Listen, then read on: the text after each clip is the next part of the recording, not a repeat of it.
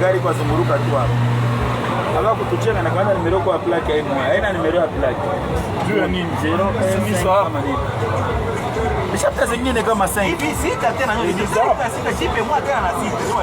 Hapa na Un convoi des véhicules en provenance du Rwanda a été aperçu dans la soirée de ce vendredi 9 janvier 2026 à Panzi, venu pour renforcer l'effectif des rebelles rwandais du M23 AFC au front. Ce matin, 10 janvier 2026, 2 jeeps de l'armée rwandaise ont été prises dans une embuscade à Mitamba, dans le groupement de Runingu, territoire d'Uvira, non loin de la cité de Kilaba, sur la route nationale 5, Runingu, Kiliba, Uvira. Aucun des occupants n'a survécu. Sous la peur de riposte de l'armée rwandaise, la population civile s'est dispersée dans plusieurs directions après avoir assisté à l'attaque.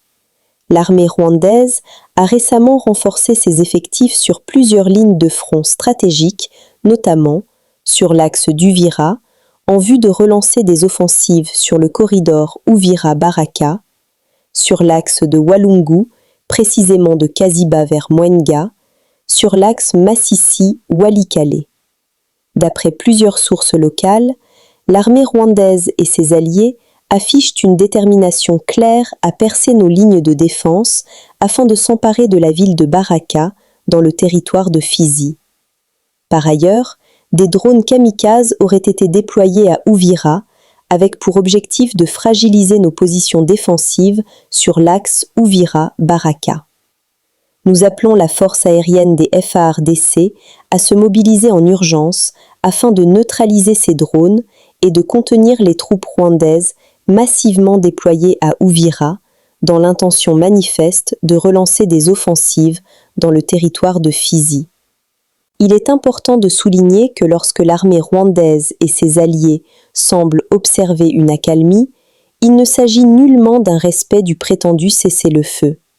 Au contraire, ils profitent de ces moments pour se réorganiser, renforcer leur arsenal avec des armes sophistiquées, des drones kamikazes et des équipements lourds. Plus question pour le VDP de circuler avec des armes à feu dans les villes du Nord Kivu. Instruction du gouverneur militaire du Nord Kivu, le général-major Somokakule Evariste, à ce partenaire des forces armées de la République démocratique du Congo ce 9 janvier 2026.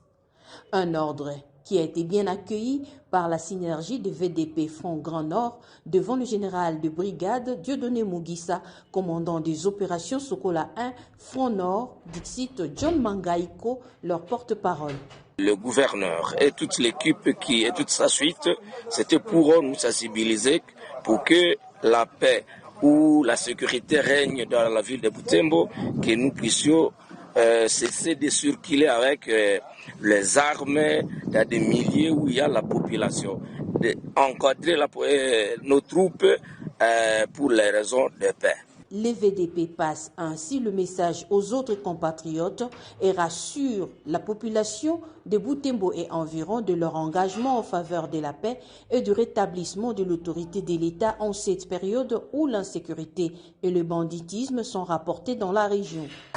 Un engagement, nous nous sommes engagés il y a longtemps. Nous, on est à côté du gouvernement. Et comme le message est là, nous, on obéit et vous allez constater la suite. Donc, nous sommes prêts à travailler en collaboration avec le gouvernement congolais.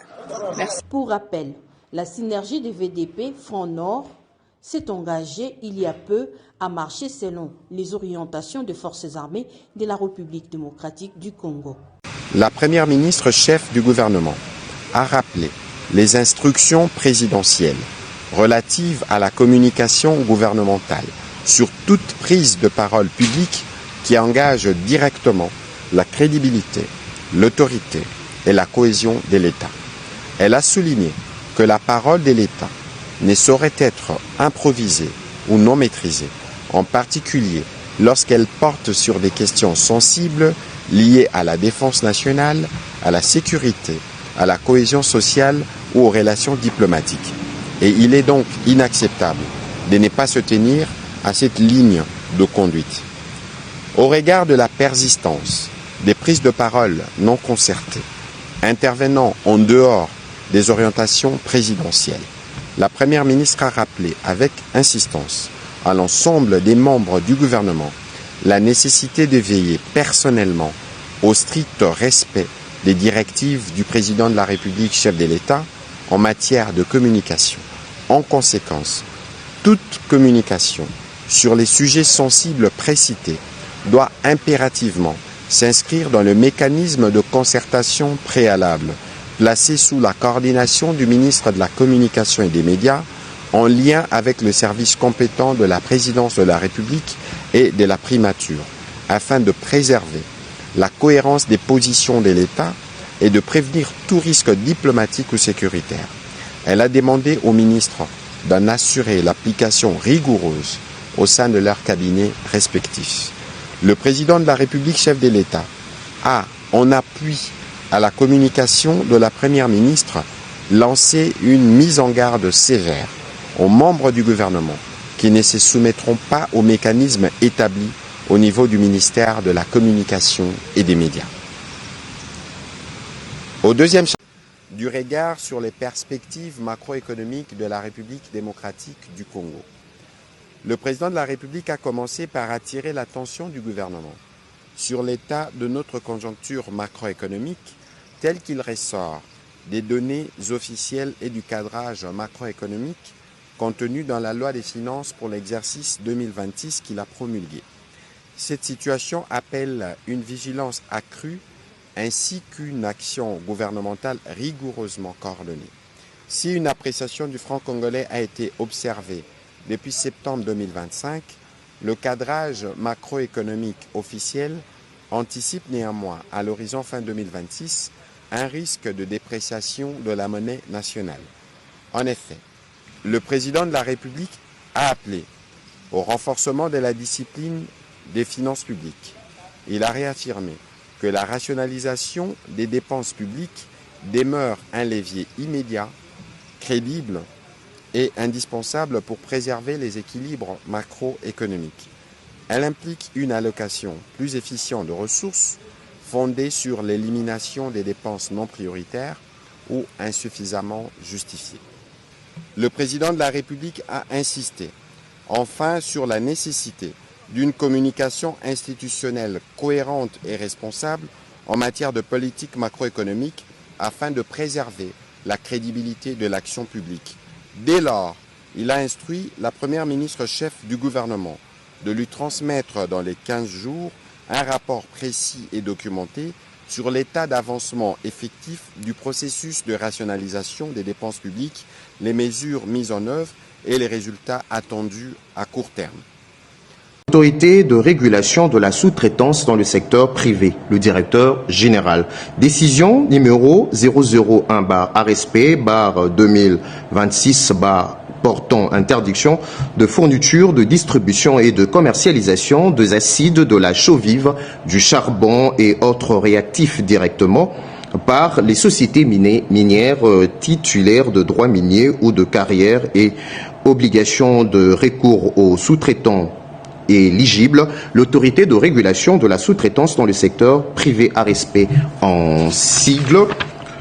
Considérons la vision de son Excellence Monsieur le Président de la République, chef de l'État, Félix Antoine Tshisekedi Tshilombo, axé sur la création massive d'emplois, la promotion de l'entrepreneuriat national et l'émergence d'une véritable classe moyenne congolaise par la valorisation du contenu local et la diversification de l'économie nationale. Considérons que le politique de développement du contenu local tel que prévu à l'article 5.1 du décret numéro 16/019 du 24 mai 2018 constitue un instrument stratégique de protection de la main-d'œuvre nationale, d'intégration de nationaux dans la chaîne de valeur économique et d'affirmation de la souveraineté économique et industrielle de l'État, considérant qu'au terme de dispositions impératives de l'article 6 de la loi numéro 17/01 du 8 février 2017, l'exercice des activités de sous-traitance dans les secteurs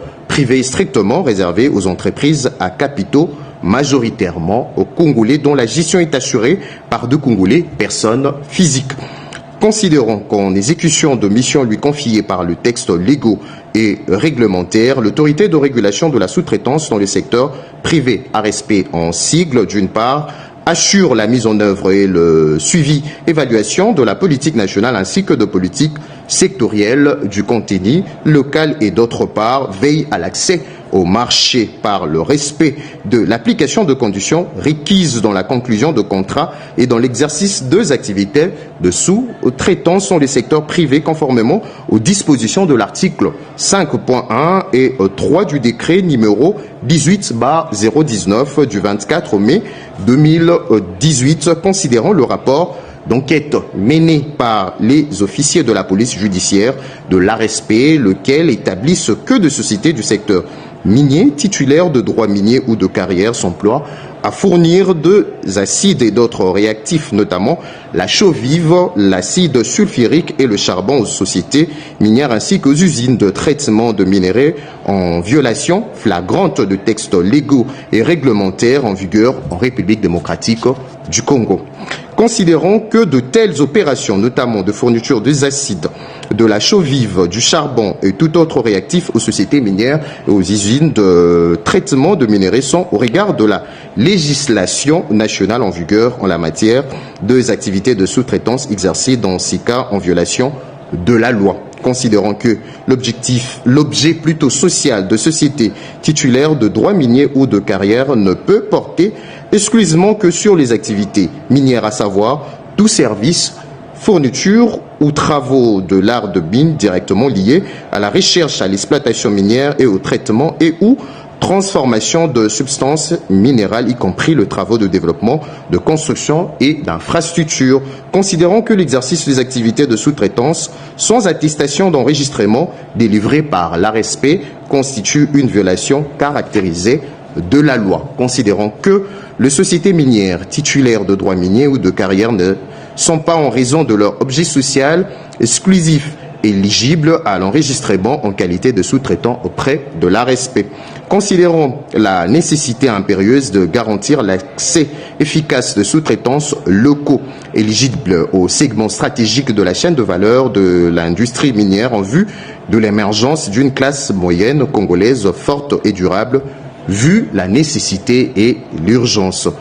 Décide, article 1er, est formellement interdit aux sociétés du secteur minier, titulaires de droits miniers ou de carrière, de procéder directement à la fourniture, à la distribution ou à la commercialisation des acides, de la chaux vive, du charbon et de tout autre réactif qu'elles fabriquent ou produisent au profit de tierces. Article 2.